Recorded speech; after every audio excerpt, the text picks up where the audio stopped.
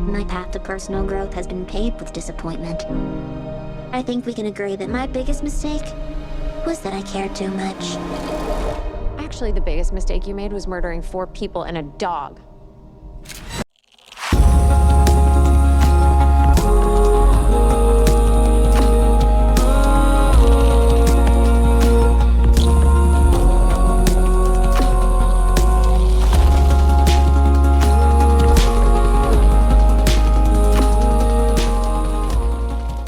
Welcome back, everybody, to the Movie Buffer, and tonight we're going to be reviewing Megan 2.0. Megan 2.0 was released in 2025, which is still this year if you're listening to it now. If you're listening to it in the future, I'm glad you're still here. This movie is an exciting American science fiction action film directed by and written by Gerard Johnstone, who crafted the story alongside Akela Cooper. This film is a follow-up to the 2022 hit Megan and marks the second chapter in the Megan franchise. It features a talented cast including Allison Williams, Violet McGraw, Ivanna Sakhno, and Jemaine Clement. Amie Donald brings Megan to life through her physical portrayal, while Jenna Davis provided her voice. The film is produced by the familiar team of Jason Blum and James Wan, representing Blumhouse Productions and Atomic Monster, respectively. The story revolves around Megan being rebuilt to face a new challenge, a humanoid military robot made using Megan's own technology, which is trying to take over with an AI insurgency. Yikes. In the beginning, Megan goes into military espionage, or should I say Amelia, who is the robot. The movie starts off grabbing your attention immediately. It kicks off with an intense action scene where Megan kills a bunch of military guys overseas to rescue a hostage. That hostage is an American, but oops, turns out someone else is controlling her, not the government like we thought. It hooks you right at the beginning, so that's pretty cool. From the first installment, this story picks up a few years later. The dolls have, of course, transformed into some kind of killing machines, so they had to be taken off the market. Reasonable. Meanwhile, the military starts to investigate. Looking back, the aunt from the previous movie continues her research and tries to push legislation so kids won't have to rely on electronics all the time. The idea is they could enjoy life more, make friends, and have real interactions without constantly being glued to iPhones, social media, TikTok, and all of that. Of course, that's a great plan, but this is just the start of the movie. Something obviously goes wrong.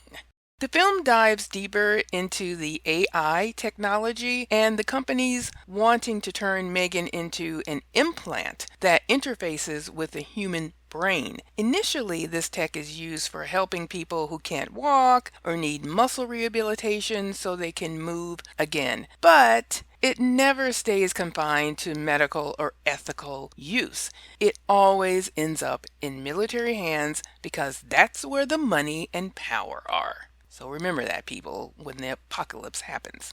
She's trying to stop that, but money rules everything, especially in the military industry, so she faces a tough battle. I appreciate the movie's focus on the innovations happening within this industry, explaining the technology in a simple yet informative way before diving into the action. That's a nice touch. The movie features your typical Russian and Eastern European villains, along with the Middle Eastern warlords, of course. The British and American executives are pulling the strings, but it's a full-on action-packed chaos. The action scenes are actually pretty good, not exaggerated or over the top. Since Megan is a robot, she can do all kinds of wild things, but her programming helps her stay protected. I think Katie manages to keep Megan's program alive by trying to reboot it. Megan turns out to be an anti-hero of sorts in this movie, which is very interesting and made for lots of hilarious lines and scenes throughout. So hilariously, when Megan hops into the Maserati and the kit theme song starts playing in a particular scene in the background, that was priceless. Just little stuff like that that happens throughout the whole movie.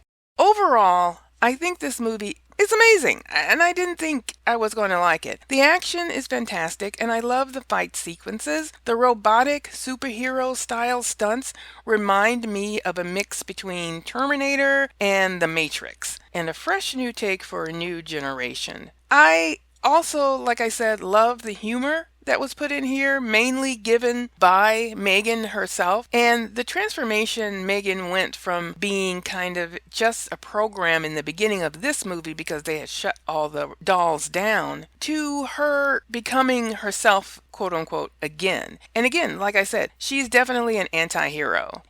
Because in the beginning we didn't really like her, but in this movie we have to learn to trust her. But also, I love the fact that they didn't just hand over the realms to Megan and say, okay, you are now programmed to help us. No, this was a transformation, and it did kind of go back and forth with the kind of hypocrisy that the aunt had regarding the fact that she created this, but now she wants to stop it. It's like, well, what are you going to do? You already put it in motion. So I thought all of that, the content, the script, and the action scenes were really good. And I enjoyed this movie. I really did. It was a great action movie. So I think anyone who watches it can totally enjoy it. So go for it.